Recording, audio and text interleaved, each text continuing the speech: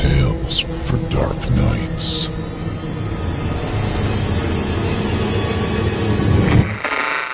Want to make sure you never miss a Chilling Tales for Dark Nights video again?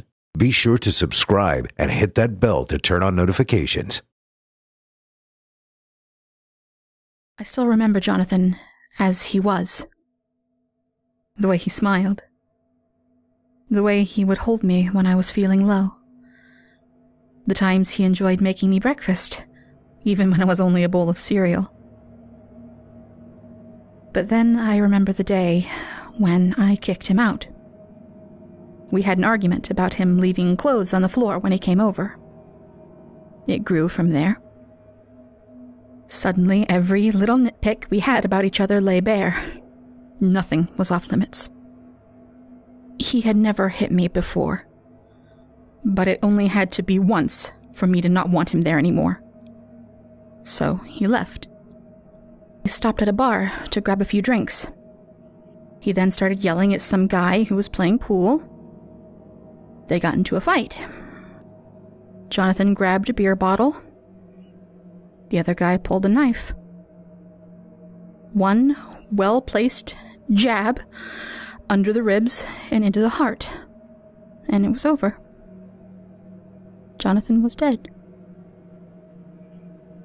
All I could think of during the funeral, when I wasn't crying, was the irony of us both getting our hearts destroyed that night. At least he didn't have to worry about his anymore. I was devastated. I stopped going to classes at university. My professors understood and welcomed me back when I was ready. I got calls from friends to hang out, but I ignored them. It wasn't the same without him. One bad fight and all of our good times meant nothing. Those good times were all I could think about. That and wishing we could have had a chance to make up. But that was taken away from us. Well, maybe. That day, I started to wonder whether there was anything beyond death. If there was some way for me to speak to him one last time. That night, I began browsing the internet. Though there was no shortage of information, most of it strained credulity, and the methods described were impractical. Out of necessity, I looked into other areas. I tried the school library, but their selection of books was fairly surface level, dealing with chant circles and moon magic. I wanted something deeper. I turned to an old bookstore downtown, the kind of place that smells like something dark and mysterious lives there. Perhaps I expected too much, but only one book looked interesting, a more recent paperback that discussed seances and mediums as the two means of contacting the dead. It wasn't good enough. I wanted direct contact, not an intermediary. I had no desire to be scammed. The shopkeeper must have noticed my dismay. He pulled me aside and told me that on occasion, people passed through with stranger things to sell, and that he had kept those items in storage and only showed them upon request. The subject matter, he said, gave most people the willies. I flashed him $75 and asked what it would buy me on the subject of speaking to the dead. He returned from the back room with a leather-bound book in hand. It was well-worn, decidedly ancient in appearance, its cover blank. I flipped through it briefly and realized it was entirely handwritten. The shopkeeper said he had purchased it from a woman whose mother had passed away, leaving her with an attic filled with a variety of books. He bought them all, and this particular book, he said, had been found amongst the others. He never displayed it, as it had little face value, and yet it looked too interesting to toss. The book was brimming with information on the subject of necromancy, portions of it in languages I didn't recognize, but it felt like exactly what I needed. I thanked the shop owner and left. At home, I read it and found exactly what I'd been searching for. Detailed instructions and incantations for summoning and communicating with the deceased. I had no idea what the incantations said, of course, and no way of knowing if I was reciting them properly. But I had come this far, and wasn't about to stop now. Thankfully, all the ingredients required were fairly common, or easily obtained, and that very same night, I did as the book said, and recited the incantations to the best of my ability. Nothing happened. I sighed, disappointed. I should have expected as much, I told myself, and felt my heart being torn apart all over again. Dejected, I cleaned up, prepared myself a microwave dinner, popped a pair of nighttime Tylenols, and went to bed. The evening was still hours away, but I didn't care. I just wanted the day to be over. I woke to the feeling of an icy finger brushing against the back of my hand. I sat up and held my breath, wondering who it was, and nearly screamed when I saw the figure standing beside my bed. It stood motionless in the nearest corner of my room, facing the wall. Instinctively, I reached for the switch on my lamp. Before I could turn on the light, however, a frigid hand pushed mine away. In what little light made its way into my room from the streetlights outside, I saw it shake its head and turn toward me. It was just bright enough to make out the shape of its body and its hair, but little else. A familiar scent came to me then, and I just knew. Jonathan! My Jonathan! He was pale and disheveled, and in the dim conditions I had trouble making out his exact features, but there was no doubt in my mind that it was really him. He was there! I don't know how, but he was there! Elated, I reached again for the lamp on my bedside table, hoping to turn on the lights and get a better look at him. Once more, a clammy hand shot out of the dark and stopped me. Jonathan turned from me, as if nervous or ashamed about his appearance. I rose to meet him, telling him that he had nothing to be afraid of, that I cared about who he was, not what he looked like. I said I was sorry that we had argued, that I wished he had never gone to the bar, that I wished we had made up instead of giving up. Silently, he hushed me, putting a freezing finger to my lips, and there, in the dark, he held me. I was beside myself, crying tears of joy. I had my chance to make amends and tell him how I felt and say goodbye. There, wrapped in his cold embrace, I smiled, feeling more at peace than I ever had before. That night I said everything I wanted to say, told him I loved him, and kissed him one last time. Before long, it was over. I opened my eyes to morning light streaming in through my windows, and sighed. For the second time, Jonathan was gone. For a moment I wondered if it had all been a dream.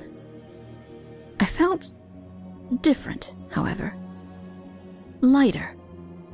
I still miss Jonathan, of course, but having the opportunity to say goodbye properly, real or not, made what pain I felt just a bit more dull. The important thing was, I was content and ready to move on with my life. The next night, however, much to my surprise, he returned. Wordlessly, just like before, he wrapped his icy arms around my waist. There, in the dark, he held me close. Again, the cold chilled me, but in that moment that didn't even matter. Nothing else mattered. Jonathan was truly there, and as I touched and spoke to him, I began to wonder if I needed to move on at all. Things went on like that for a week. Jonathan waking me in the middle of the night, always facing away from me in the corner of the room, and always coming when called. By that time, I felt well enough to return to classes, though I'll admit I was a bit sleep-deprived and a bit out of sorts without a cup of coffee. It didn't come as much of a surprise then when, on my first day back, one of my classmates took an inordinate interest in me, asking repeatedly if I was feeling all right. I insisted I was perfectly fine, just a bit tired. "Are you sure you don't need to see a doctor?" she persisted. "You look terrible." I didn't think I looked that bad. Alarmed, I went to the bathroom after class to look in the mirror.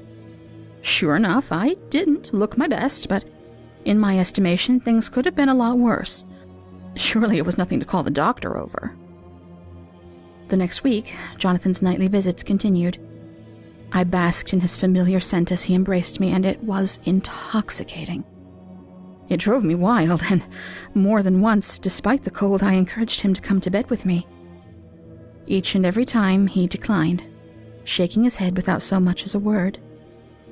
With each passing day, I began to anticipate his visits, doing my best to stay up as late as possible. But no matter how hard I tried, I always fell asleep before his arrival. My performance at school began to suffer. Where at first I had felt great about returning to my usual activities, I began to think of them as distractions and lost focus. Jonathan was all I could think about, fantasizing daily about his visits. One day, while hopelessly lost in the throes of reverie, the same classmate that had previously commented on my appearance interrupted me again, inquiring as to whether or not I had seen a doctor yet. I frowned in disapproval. I decided to confide in her about Jonathan and our relationship, in the hopes that she would stop asking.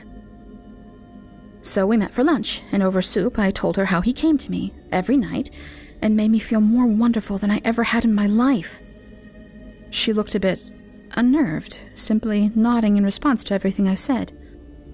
I could tell she didn't believe me. That's when she surprised me by asking what I was doing that night. Other than seeing him, she added. I told her I had no plans other than dinner and TV. She asked if it would be all right if she stopped by to study with me. We had an exam to study for coming up soon anyway, and I had to admit I was behind and could use the help, so I agreed, on the condition that we wrap it up before midnight. I had no interest in delaying my rendezvous with Jonathan. That night, as planned, my classmate arrived. We had something to eat and began studying. Something seemed to be bothering her, however, and she was oddly quiet throughout the evening. She kept receiving texts as well, which she replied to with a sort of urgency. Eventually, I asked her what was wrong. Nothing, she said, and left it at that. The night wore on, with us studying far longer than I had intended. Midnight was approaching, and I was ready to call it a night. We had class in the morning, and besides, Jonathan would be arriving soon, and I didn't want to leave him waiting. I invited my classmate back some other time, thanked her for her help and company, and bid her goodbye. I figured that would be the last I would see of her for the evening, and nearly jumped for joy when she was out of my apartment. I could nearly smell Jonathan's scent again, so sweet, so intoxicating. The anticipation was nearly more than I could bear. Quickly I changed out of my day clothes, slipping on a nightgown that was Jonathan's favorite in life, and slid into bed to wait for his arrival. I must have dozed off rather quickly. I don't remember falling asleep. But when I woke up, it was just after midnight, and there he was, in the corner. Jonathan. I sighed in contentment and called to him. He turned in my direction, pulled me to my feet. I wrapped my arms around him and laid my head on his shoulder, taking in his essence, even as the cold of his body siphoned the very warmth from mine. I had never felt so close to anyone in my life, and I was so happy. Suddenly, a loud pounding on my door jolted me. At first I ignored it, but it continued with an unavoidable urgency. Scowling, I broke free of Jonathan's embrace and threw on a robe and jogged to my front door. When I opened it, I found my classmate had returned, a look of embarrassment on her face. She ran out of gas, she said, and wanted to know if I could give her a ride to the nearest gas station. Then in mid-sentence, she froze. "Oh my gosh, what happened to you?" she asked. I asked her what she meant. "You're so pale. Is everything okay?" "Of course, I'm fine," I said, dismissing her concerns. Jonathan was waiting for me in the bedroom, and I was getting irritated. "You don't look fine," she insisted. "Come on, let's get you to the hospital. You don't look good at all. It doesn't hurt to make sure. I don't need your help," I shrieked involuntarily. The words came out so loudly, I surprised myself. My classmate recoiled a bit and stumbled backwards a step or two. I'm sorry. I didn't mean to yell," I said. "It's just, I'm very tired and haven't been sleeping as much as I should, and I need to get to bed. It's late, and I have class early. Isn't there anyone else you can call to help?" Suddenly, from the bedroom, we both heard the sound of a lamp breaking. My classmate jumped. "What was that?" she asked, startled. I considered making up an excuse. She never believed me about Jonathan anyway. But she looked so frightened I didn't want to scare her any further. "Oh, that's just Jonathan," I said. "I told you he comes to see me every night. And you're keeping him waiting. Please, you need to go."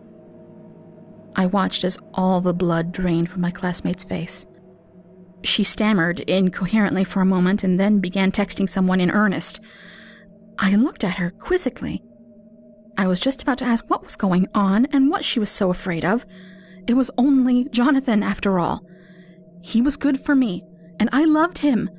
Certainly he was nothing to be afraid of. My classmate looked up from her phone and straight into my eyes. "Jonathan is dead!" she cried. "Please, let me take you to the hospital. You need help. Let me help you, please." I laughed. Jonathan wasn't dead. He used to be dead, of course, but that was before the ritual. My classmate just didn't understand. "No," I told her, "that's ridiculous. He's alive, and he's waiting for me. You're being very rude, and I want you out of my house." My classmate locked eyes with me for a moment, and then sprinted across my apartment to my bedroom door. Without hesitation, she threw it open and flipped on all the lights and charged into the bedroom. "No!" I screamed. "He doesn't like it when the lights are on. He doesn't like the way he looks." Before I could finish berating her and march in after her, I saw her stop dead in her tracks. Then she screamed. And she kept on screaming. The door slammed shut behind her. From behind it, her muffled shrieks continued. I worried that she was going to wake my neighbors. I heard a sound near my front door and turned to find my classmate's cell phone in the hallway. She must have dropped it. I picked it up. It was on and unlocked. Text messages. I didn't know who they were sent to, but the ones from her told whoever she had been speaking to that she was very concerned about my mental health and thought I might be hurting myself, that I was seeing things, and that I might need medication to help with my hallucinations. It made me angry. I would never, ever hurt myself. But it didn't matter now. The screaming had stopped, and everything was quiet again. I texted my classmate's friend back that everything was fine, and it was all a misunderstanding. Then I turned off the phone and left it on the counter. I returned to my bedroom, opening the door slowly at first to find the lights again turned off. There was no sign of my classmate. "Jonathan?" I called out into the darkness. He didn't say anything to me, as usual, but I could smell him. That same familiar, intoxicating scent. And I could just about make him out, standing in the corner of the room facing the wall by my bedside table. "Jonathan, it's me," I said, stepping around the bed to hold him. "Is she gone? Are we alone again?" In the dark, I couldn't quite make out his face, but I saw him nod and point to the window, where the barely recognizable, emaciated husk of a body lay prostrate, draped across the sill. A thin line of frost extended from its fingertips where they made contact with the glass. I'll admit I was a bit shocked at first. Then, in the dim light of my bedroom, I saw the hint of a smile creep across Jonathan's lips. And I knew everything would be okay. Jonathan was no hallucination, and I would never kick him out. Telling him to leave cost him his life once already, and I will never let that happen again. In the dark, Jonathan held me close. For once, surprisingly, he didn't seem quite so cold. My teeth chattered, of course, and my muscles ached, but none of that mattered. Not anymore. In that perfect moment, locked tight in his arms, he pressed his lips to mine. And as he did, the most wonderful shiver ran down my spine.